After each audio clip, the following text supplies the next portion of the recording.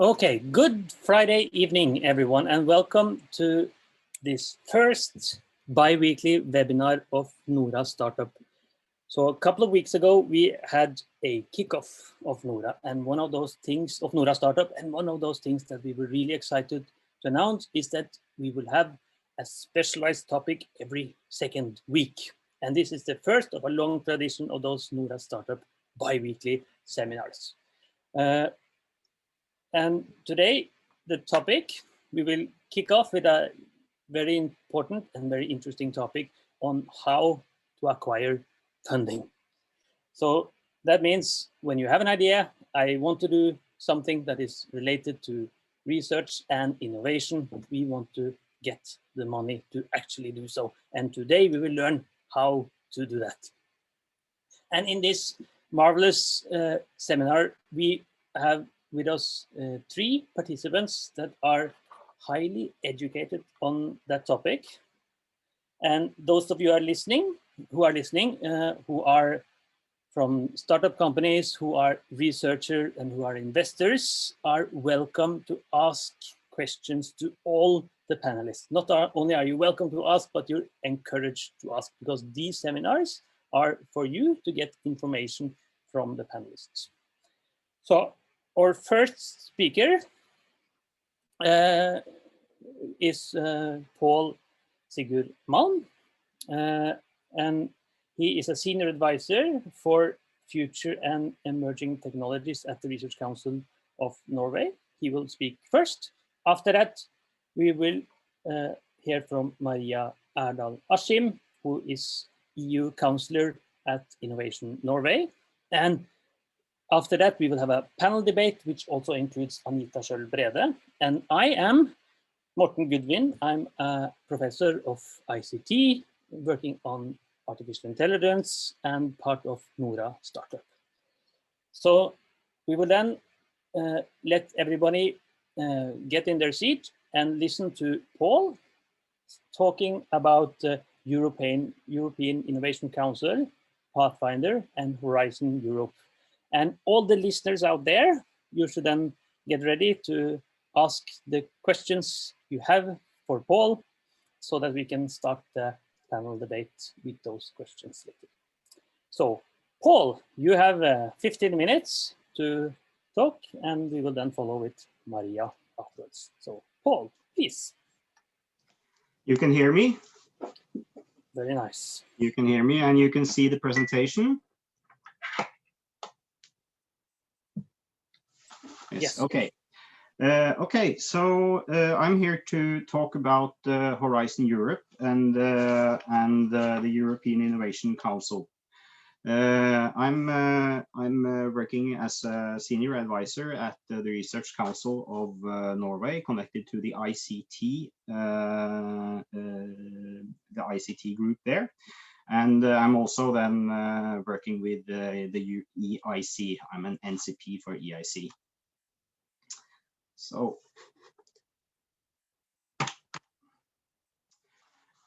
first, a little bit about Horizon Europe. Horizon Europe is the largest research and innovation fund in the world. It's approximately 90 billion euros, and Norway is actually a full member of the Horizon Europe through the EEA agreement, EES on Norwegian. We will be approximately 2% of the budget, but what we see from the financial return, the return of investment, it's much higher. We know that participation through international collaboration is very valuable for the ones that are involved, and it's a road to international opportunities, and also a way to stay tuned and be ready for opportunities. The main goal for Horizon Europe is green and digital transition. But when during the budget, when when they set up the budget, COVID came, and as Margrethe Vestager said, COVID came and hit us, everyone in the face. But then also we saw that the urgency of science has never been more important than now, and still the green and the digital remains as goals.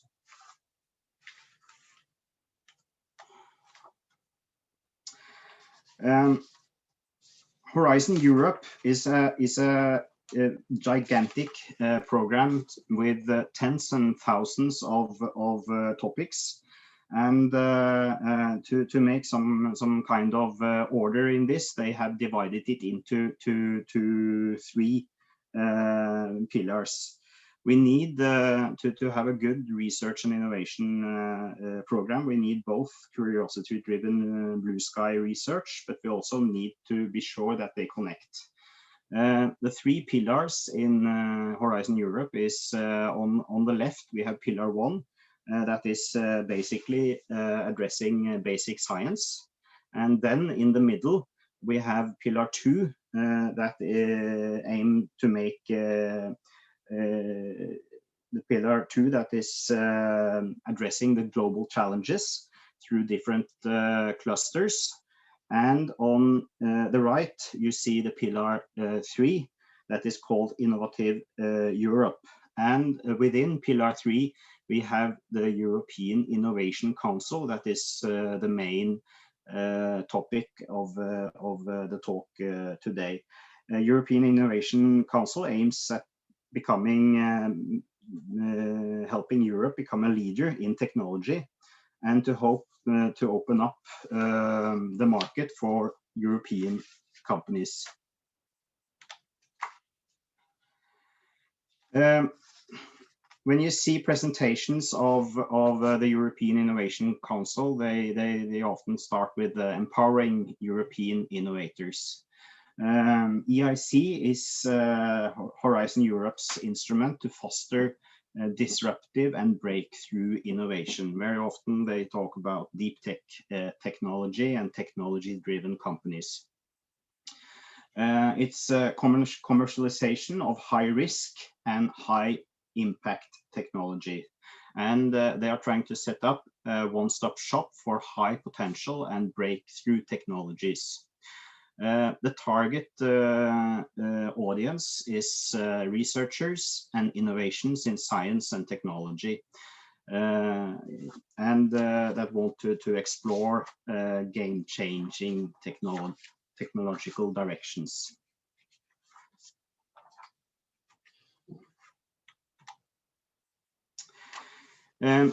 EIC has two main areas. It has one of them are called EIC Pathfinder, and the other one is called EIC Accelerator.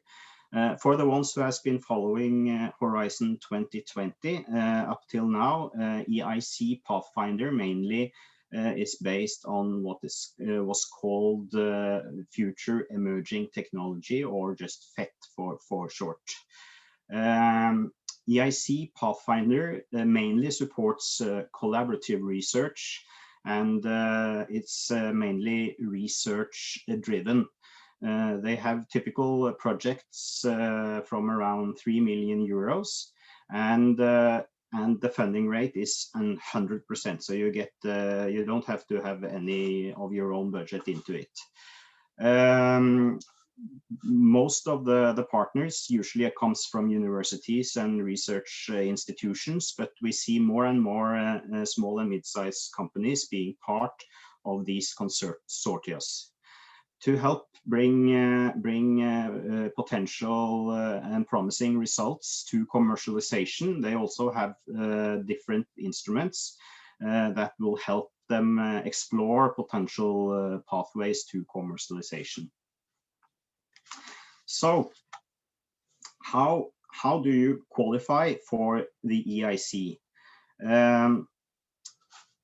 One way to qualify for the EIC is through the Norwegian funding instruments. The Norwegian funding instruments provided by the Research Council of Norway and Innovation Norway is somehow complementary to the funding instruments in Horizon Europe. And here you see actually a few examples of companies that had success in EIC Accelerator recently. All of these companies have had been part of they have had funding from the Research Council or Innovation Norway. So I think that the Norwegian innovation ecosystem both is an integral part of the European innovation ecosystem, and it's a very good way to qualify to get funding in EIC. If we look at the Norwegian innovation ecosystem coupled with the European innovation ecosystem, you can see that we have some kind of instrument for, I'm sorry that this is in Norwegian, but you have different kind of project, the funding instruments that can fund technology and projects in different phases. Here you have the international and funding instruments on the top, and then you have the Norwegian funding instruments on the bottom. And to the left, you see instruments that the Innovation Norway has, and you have Investinor and Nysnø and other venture capitalists. Usually you see that successful companies, they go back and forth from maybe you have a promising innovation that starts in a research project, then they get money from EIC Pathfinder to develop it further, and then you see that they maybe get funding in Norway, and then they get back and forth until they get into the market. One example is a company called Cryonano. They are a very successful company that has been using the instruments to get into the market. Rune Rinnan is not the inventor, but he's at the board of this company. Cryonano started out, the funder of Cryonano started in 2013 as a research project, and in 2015 they got a new project, and they have been through both EIC, what was the start of EIC Pathfinder, and they have been in Eurostars, and they have been getting innovation funding through both the Research Council and also Innovation Norway. So this is an illustration on how you can actually get funding through the different in the innovation ecosystem, and also qualify for EIC. I think that was around 15 minutes. So thank you very much, Paul. And then we're ready for Maria to follow up. And Maria comes from Innovation Norway, and she will talk more about the European Innovation Council and Accelerator. So Maria, is it your screen we're already seeing or no? So please share. And then for the audience, please remember to keep your questions coming so that we can have a fruitful debate later on. So Maria, please. Okay, can you see my screen now? Yes, perfectly. Thank you. Okay, my name is Maria Erdal Askim, and I'm an EU advisor and a national contact point for EIC in Innovation Norway. I will focus on the EIC Accelerator and tell you a little bit about how you can succeed when applying for funding from this program.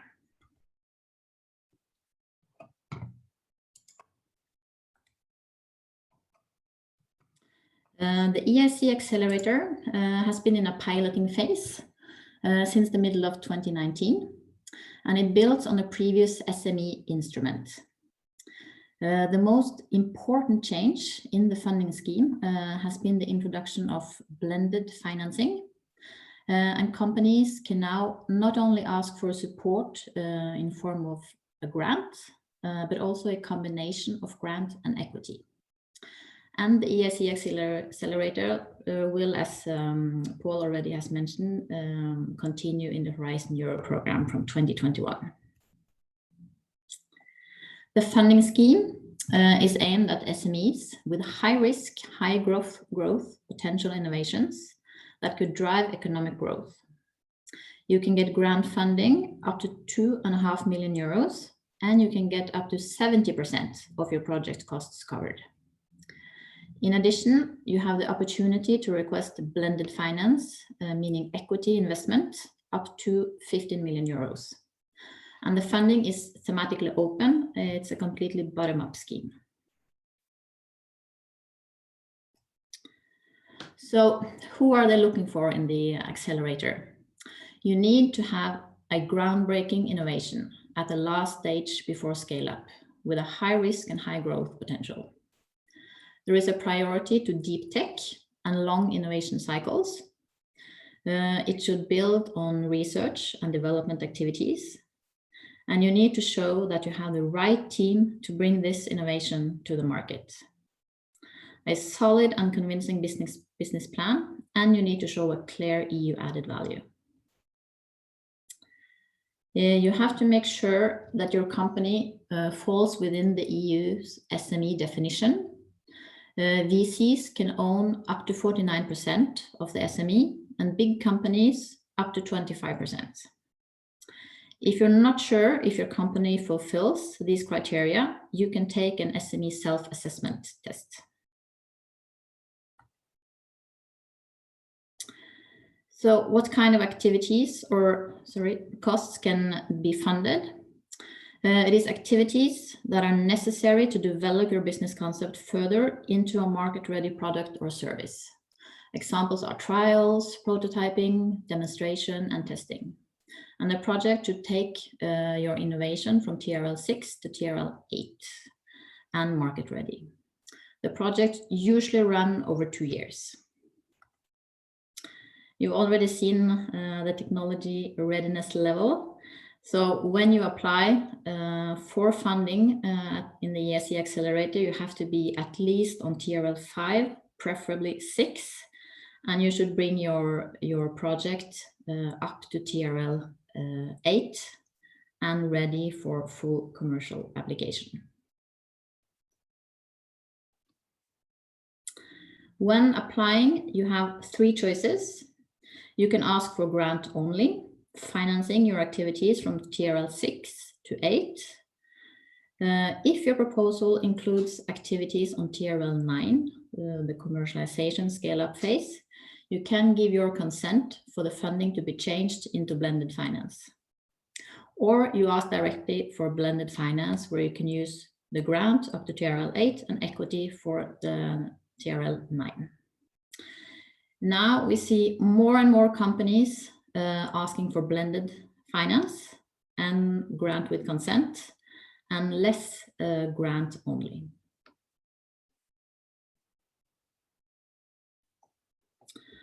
All the projects are evaluated on the following 3 criteria: excellence, impact, and implementation.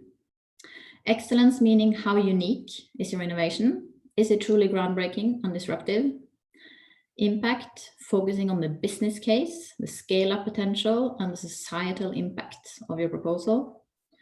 And the implementation, do you have the right team, competence, and organization to bring your solution to the market? If you have requested an equity component, there will also be a due diligence process. So, who are the ones who end up succeeding in this strong competition? We know that it's important to demonstrate speed. If your solution was patented 12 years ago and you still haven't reached the market, that is not a good sign. On the other hand, we also know that you should have done the groundwork of your innovation already. But if you're still in the early research phase, other funding opportunities may be more relevant for you. Another important aspect is being able to document that you are non-bankable, meaning that you cannot leverage sufficient investment from the market. And in addition, we know that companies that succeed on average, they have between 10 and 30 employees, and they have received around 2 million Norwegian kroner in national funding. So what does it take to succeed with your proposal? You will be evaluated and need to convince on the total package, the team, the innovation, the feasibility of the idea, the impact, commercialization strategy, and scaling potential. And you need to show that you are a game changer, that you are bringing something really new and that can have an impact in the market. You need to show a solid investment strategy. Why do you want this money? And further, you need to show why you need public funding. The project has to be high risk and not able to attract sufficient funding from the private market, as I said earlier, with the non-bankability. Also, the management team. Are you the right team to make the company grow? And when preparing your proposal, you should think of the evaluator as if he or she was an investor.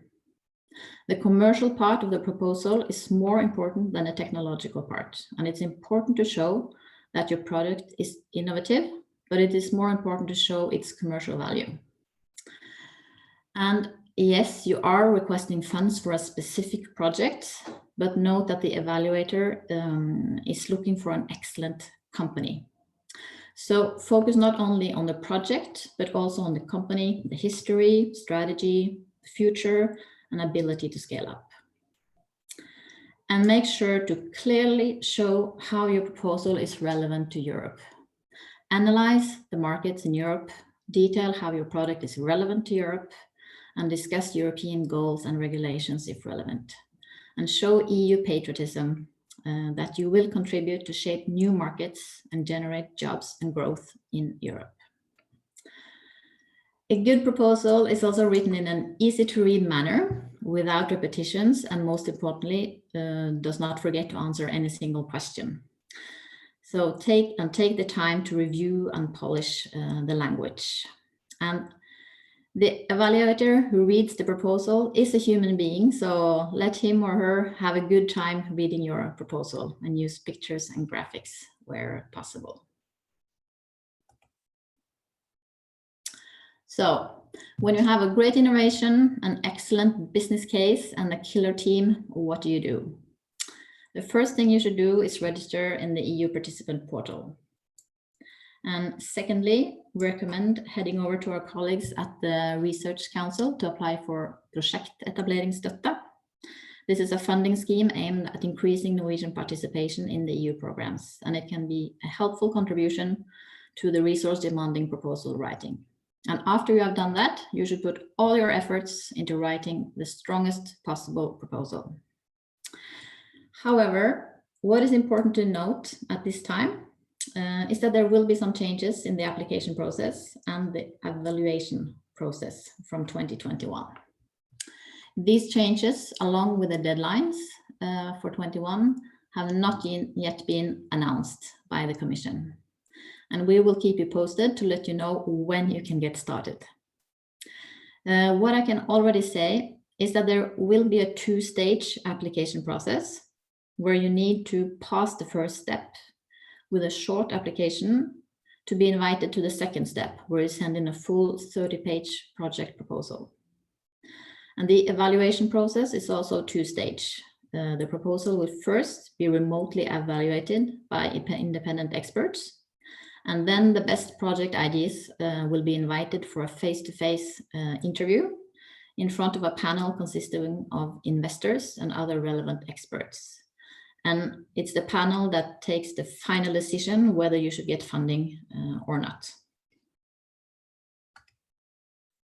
I also included some inspiration. You can see the same companies from Paul's slides from earlier, because the EIC Accelerator is a tough competition.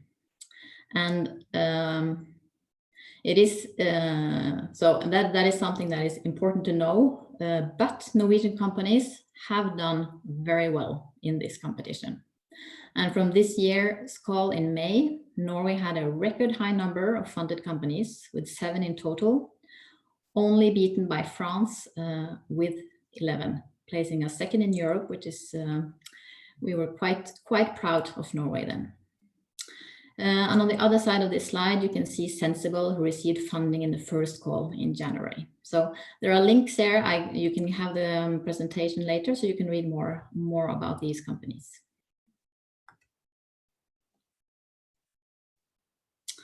We in Innovation Norway are here to support you in the application process and also in the project period when your project is funded.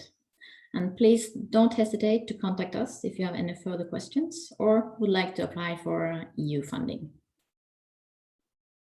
Well, my colleagues and I are ready to help you, so don't hesitate to contact us. Thank you. So thank you very much, Maria. So now we've heard from Paul, Sigurd, Malm from Research Council of Norway, and we've heard from Maria Askim from Innovation Norway. And to all of those startups and researchers and investors listening, keep in mind that this is being recorded, so that if there's any details you lost, you can either ask the questions now or you can watch the video later, and it will be available from the NORA.startup website. So Maria, I think you can stop sharing your screen now unless you have more slides. And I'll ask Paul and Anita to show their face again so we can start the panel. Thank you. Great. So I'll start by addressing you, Anita. And many people know me from before. You are the CEO and founder of Iris. And when we listened to these two presentations, we saw that there's a lot of money and it seemed very easy to get a lot of funding here. And you're not only a person that has applied, you've successfully applied for such types of fundings, right? So what is your experience? For some, not for the EIC Accelerator. But we have some experience with this type of, can you tell us a bit about it, the process on your side as a startup? Yeah. So hi everyone, and thank you for having me, and thank you for the excellent two presentations. Quick background about our funding situation, and I'll go into a little bit of a rant on our experience in a moment. But you know, our company is 5 years old. We received a little bit of support from Innovation Norway early on, so kind of Innovation Norway specific grants. We have BIA money from the Norwegian Research Council, which is a research grant. We received this PES that Maria talked about, this preparatory work grant, a few years ago, and we also received what was then called Phase 1 for what was then not called the EIC Accelerator, because it's changed names a few times. But we did get the Phase 1 grant also 3 years ago, I think. So we've gotten quite a bit of funding. We have also applied to the EIC Accelerator probably 8 times, and we have not gotten the funding. And what I will start with is that Innovation Norway is amazing in helping Norwegian companies apply for the EIC Accelerator. There's a lot of support, there's a lot of advice, there's a lot of workshops and all kinds of things. So I do think that's incredibly helpful. Some of the things, I want to start with one quick anecdote, which is I met with one of the people who was instrumental in the entire Horizon 2020 funding body, like as a principal. And he said, you know, when he heard of what we did, he's like, oh, that's great. That's perfect for this accelerator thing we have. It's a quick little application and then an interview. It's a super simple process. You know, you're totally going to get that funding. And I think for me, that reflects fundamentally how the EU regards their processes, because there is no, I mean, if you think of anything that has to do with the European Union, it's wonderful and an amazing social experiment, and the EU keeps the peace in Europe, it's also incredibly clunky and time consuming. And I think that is true also for the EIC Accelerator from a startup's perspective, right? And it's a big grant, it's a really good grant, but it is occasionally excruciatingly painful to apply to. And I think that is important to note, that like it can very quickly be a time drain and really, really painful. So I want to highlight that. We keep applying, don't get me wrong, but that's the state of it. A couple of things to note on it. There has been a trend the last few years. I am hoping that this change that Maria talked about, that there might be a shorter application and then a longer one once you're invited. I'm hoping that might change this, but there has been a trend in the last few years where a lot of startups are using consultants, highly paid consultants that will take 50,000 euros to write your application because it's about 2% to get this funding, right? And there's a lot of good startups in Europe. So you don't only have to be like a top excellent company with a unique value proposition, you also have to have people that are really, really, really good at writing applications. And it is excruciating. It requires a lot of design and layouting and good writing, and the requirements that the EU lists are quite simple, like Maria went through. But when you get into it and you've written a few applications, you realize that the implicit requirements are not stated anywhere, but they are there, and that's our experience with it. And you know. Another thing to know, which is unfortunate, and I understand with the scale of the grant, with the scale of it, it's hard to do, but the feedback you get on an application is also very limited. So it's very, very hard to know what you actually can improve for the next time. And I think that's really, really unfortunate. And having been on some panels and been on the other side, for example, for BIA financing and Research Council financing, I think the Research Council are great at giving concrete feedback so that you can improve your application to the next time. The EIC Accelerator does not do that, unfortunately. So it's and that becomes frustrating, right? Because you have an app, like we've been in the situation. We've been in the situation where we've applied one time, gotten a score, resubmitted, and gotten a worse score, even if we improved some things. So that's my my take on that. So I would, you know, and there's some you know, I'll end my rant in a second. I just want to give people realistic expectations, because the grant is so good, but it is, unless you're very, very, very sure that you qualify and you speak with an honest discussion with Innovation Norway, for example, about like, are we really a good fit for this? It is likely to be a waste of time. And that's my blunt disclaimer for now. And I'm happy to answer questions about it. But I think it's important to note, not to discourage people to apply, but just be realistic about the time it takes. And whether or not you have exactly what it takes. That would be my rant, and I'm sorry if I discouraged anyone. We keep applying.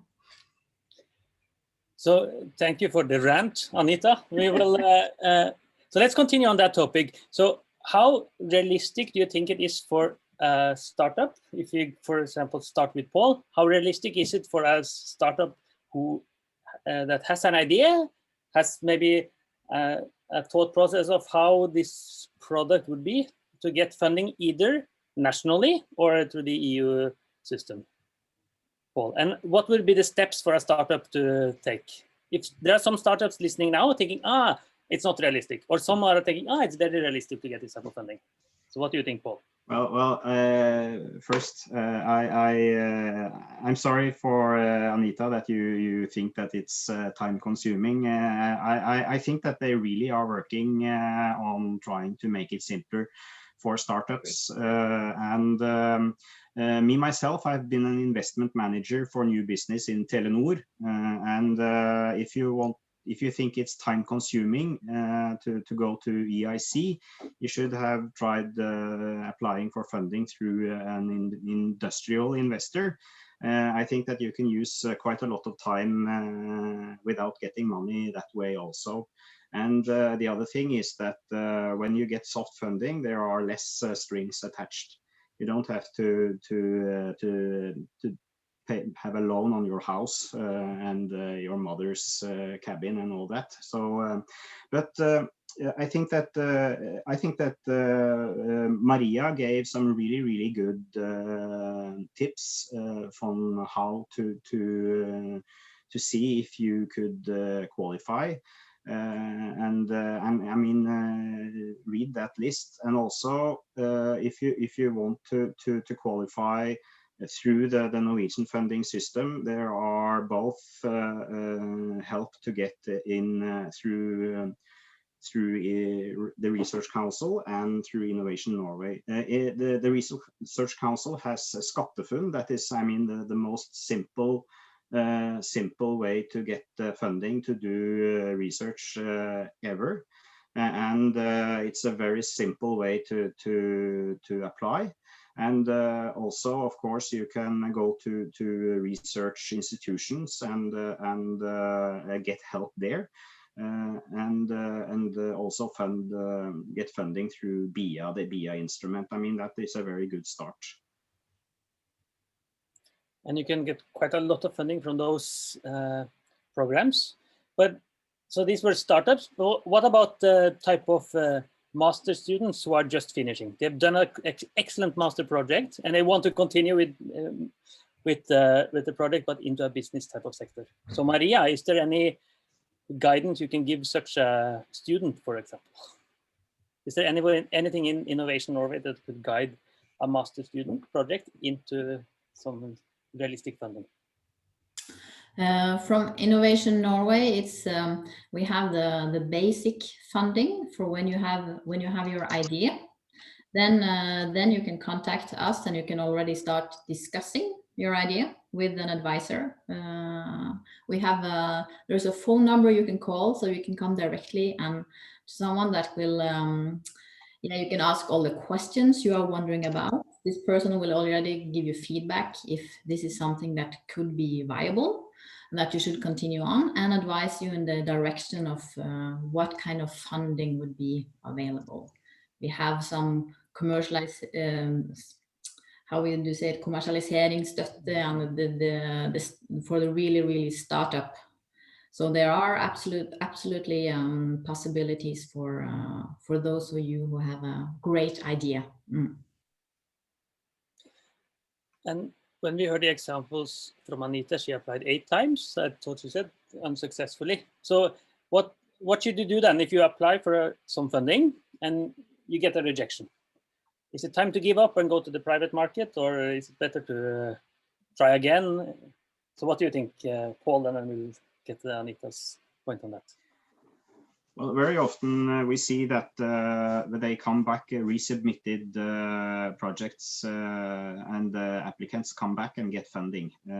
If they get some kind of feedback, it's a very good way to make the application better, and that we see both for research projects and for companies. If you get any kind of feedback, that is a very good way to make it better. So yes, I think that they should not give up.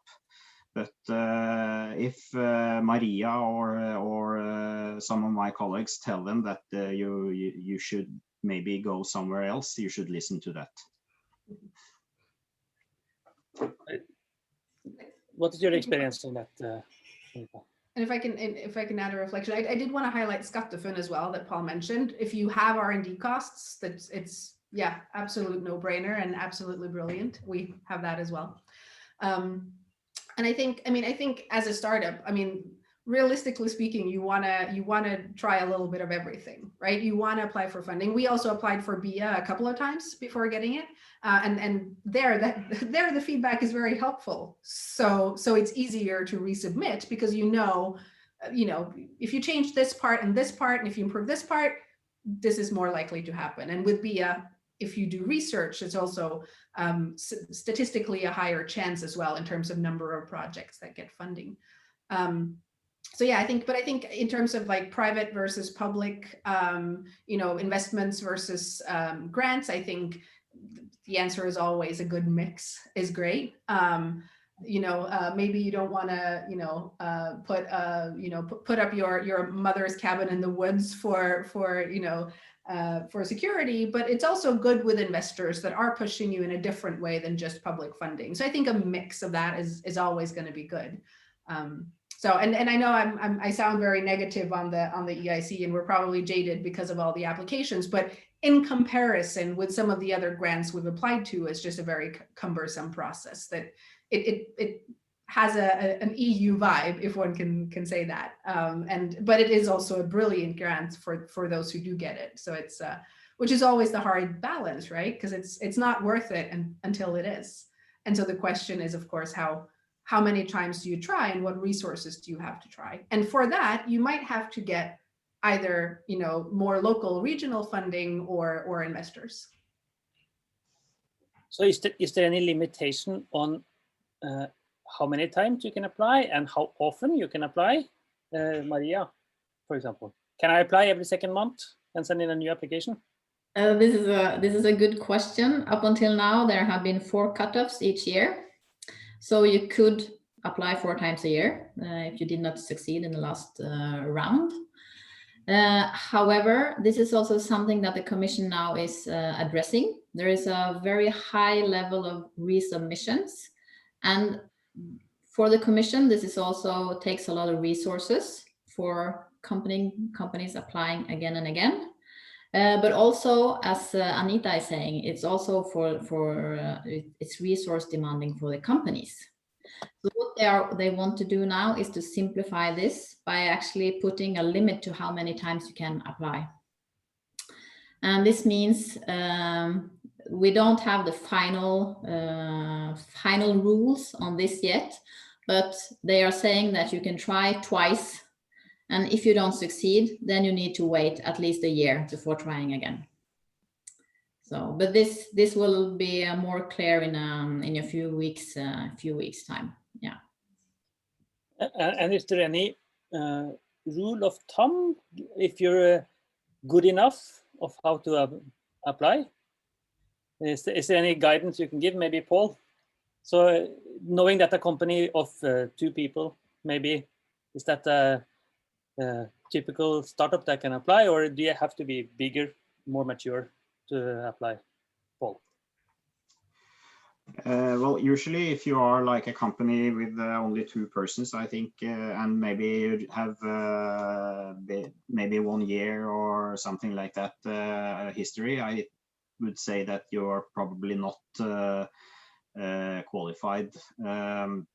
I don't know, maybe Maria is better to answer that. She had some of the rules of thumbs listed in her presentation, actually. Would you like to fill in, Maria?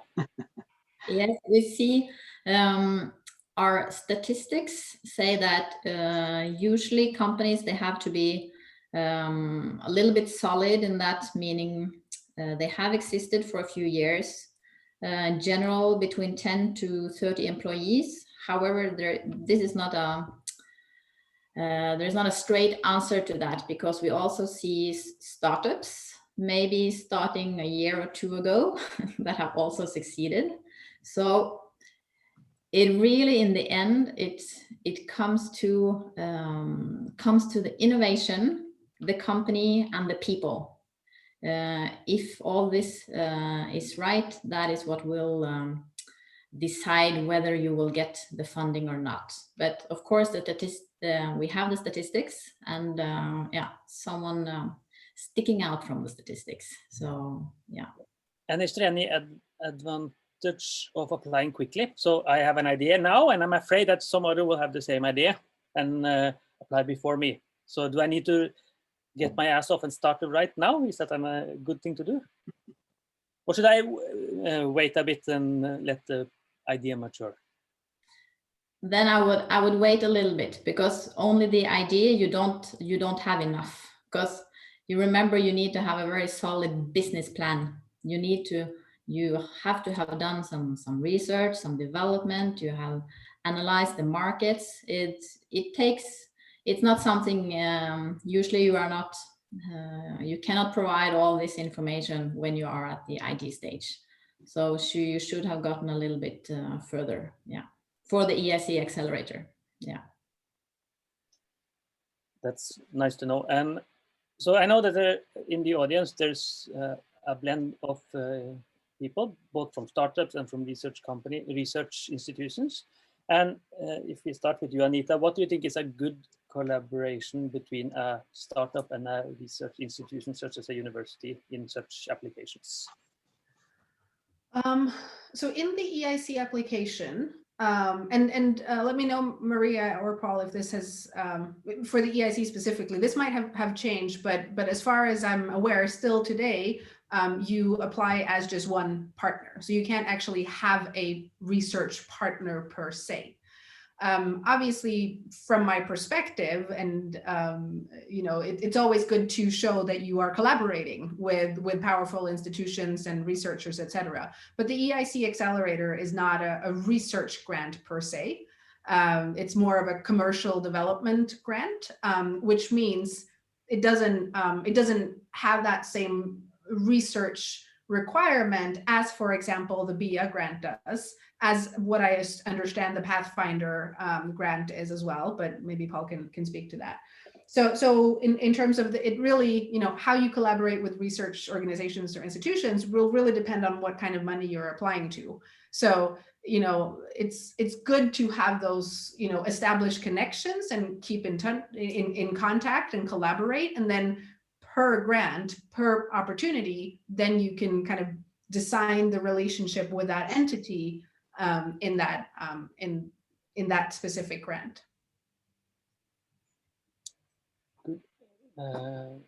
Yes, and one question that's come from the audience is there any difference in success rate between a grant-only application and a blended finance?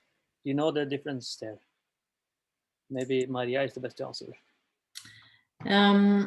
There is what we see now since the blended finance have been introduced, that it increases every time how many are applying for blended finance, and this is also the direction the Commission want to go with this instrument, because they want the companies, the innovations with the largest potential to apply, and those will be in need of the equity. And what we have heard from people sitting in the jury, the ones who are making the final decision, is that they actually decide the blended financing first. And when they have decided who of these companies who have asked for blended finance who will get support, then they go to the ones who have applied for grant only. So I would say it increases your chances to apply for blended finance or grant with consent to be open for the equity possibility. So it's I don't have a number on how many, but there are, for example, from the Norwegian results, the last ones we got in May, 6 companies asked for blended, 1 company grant only. So that can be one example. Yeah. I think this is a good example of some of those implicit rules that unless, and being a Norwegian company, then you have Innovation Norway that knows these things, but you feel sometimes like you're fumbling in the dark a little bit because that's seemingly an implicit rule or guideline. That's true. There's all of these implicit rules, and it's hard to navigate, and hopefully this helps a bit. But there's also these PS-midler, prosjektetableringsstøtte. So maybe, Paul, do you know, could you give a bit of information on that? Do you know about that, or maybe Maria could assist? Well, I know a little bit about it. Maybe also Maria could fill me in. But you can what you can do is to apply for project establishment support, to write applications and to get help to get the writing, and there you have to have all the right stuff into the application. Many companies actually use consultants to help them, consultants that have had success helping others getting funding. And there's quite a lot of these guys out there that will help you. So you can, what you have to do is that you apply for funding, and then you don't get the money until you have actually sent in an application that is eligible. And eligible means that it's they say that, well, this is actually relevant for the call, and it's an application that has well, what usually is what is needed for getting funding. But you don't need to be guaranteed funding, of course. And then you can get, I think, up to almost 400,000 kroner. But you have to, of course, you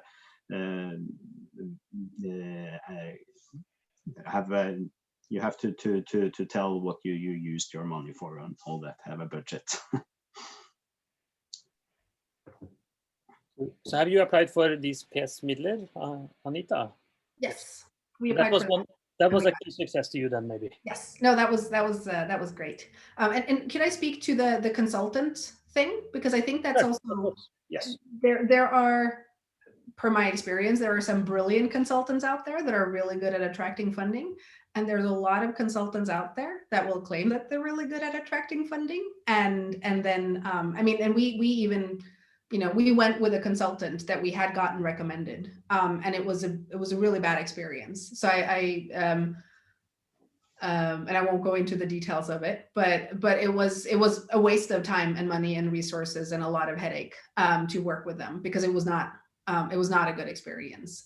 So I would also and you know, having been around for 5 years and being a company that would typically qualify for the XE Accelerator, you know, we also get a lot of inbound consultancy requests or proposals from these consultants. So to startups, if you're considering using a consultant, be very, very, very careful in picking the right one, because there's a lot of them out there that have scaled this to big business and are, you know, basically I'm not going to say that they're scamming you, because they probably mean well.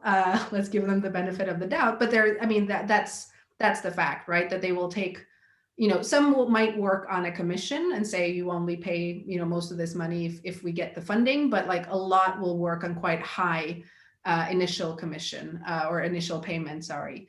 And then some of them will take 5 or 10% of your grant. So that's their proposal. And that's just a crazy amount of money. And so like if you want to use consultants, collect a lot of offers, talk to startups that have successfully used them in the past, and talk to startups that have unsuccessfully used them in the past, potentially as well. So that would be my word of caution.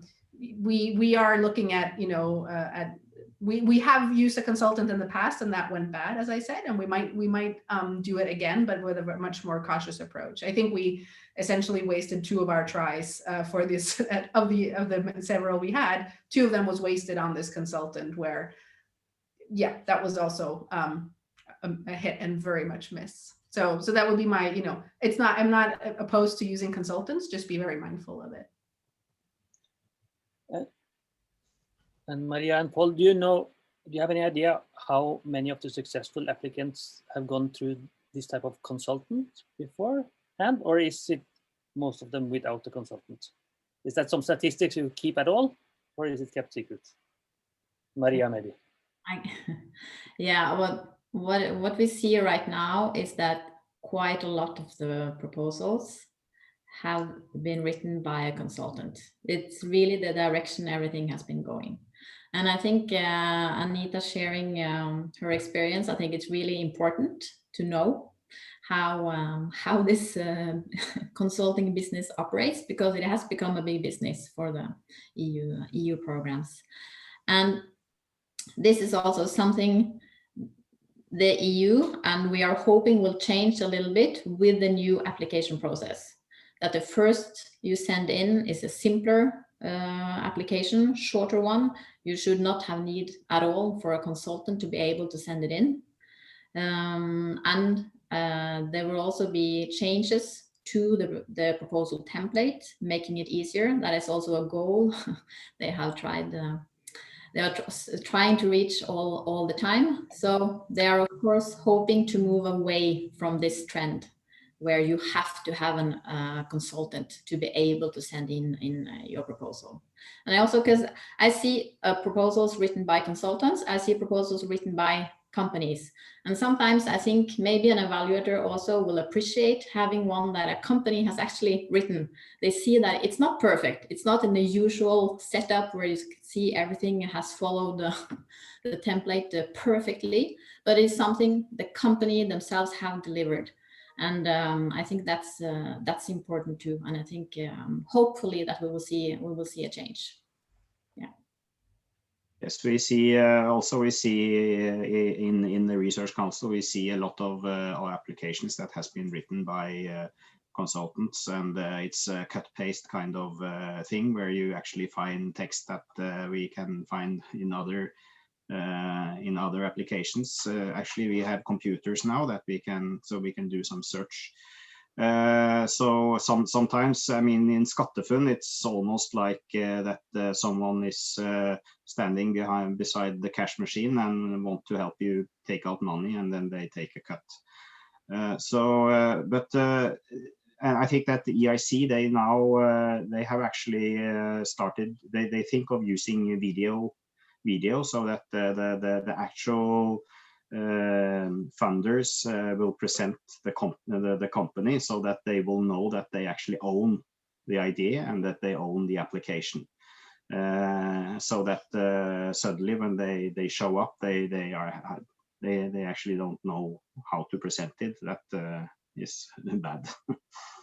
So are you suggesting that if our research career does not work, we should start as consultants for writing proposals? Because this seems to be financed more. So how much does a consultant typically cost if a company wants to hire one?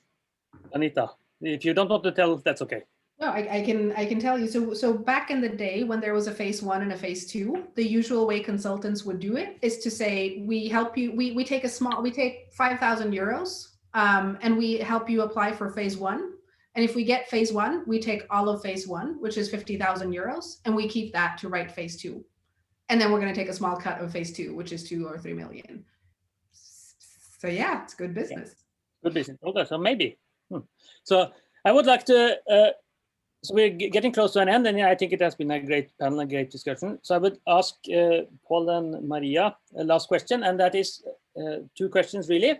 First is, where can you find more information? And second is, what do you think NORA.startup's role should be in such a process? So what could it be the best use for NORA.startup according to your intelligent mind? So maybe Paul, would you like to start? Where can you find more information if they're interested, and what do you think NORA.startup should be? Well, there's a lot of very good information both at Innovation Norway's websites and Research Council's websites. So I would start there, and then when you actually think that you might qualify for funding, you should contact us. That was the first thing. When it comes to NORA.startup as their role, I think that they can help actually give information on specific calls that might be relevant for your community, and especially within AI. Every once in a while you get some challenges actually within AI that might be relevant, and also it could be interesting to use the community to get ideas on how to succeed. Yeah. So Maria, more information and role of NORA.startup at the end there. Yes. As Paul said, there is a lot of information on our web pages. Innovation Norway and Norwegian Research Council. So we'll find a lot there. Also, you will get the presentations, I guess, with the information. And of course, for specific questions, no problem to contact us. And we are happy to discuss potential project ideas to see if they qualify to apply. That's our job. So, and I think the network has an important role as well in contributing with information, making it available for everyone. Not everyone knows about all these possibilities existing, whether it's Norwegian funding, EU funding, because there is, it is a small, no, it's a big jungle, actually. So just to make your way through it, I think that's going to be an important role in this network, and to connect people to the right people to help you. Because we are here and we are a lot of people ready to help. A lot of people ready to help. That's good ending words, I think.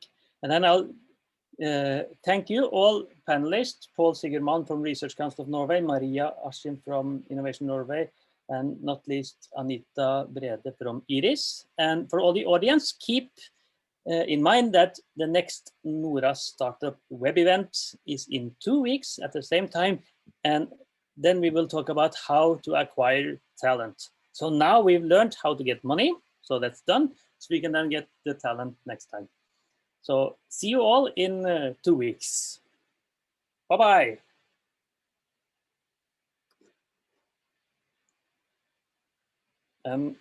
Class should stop recording.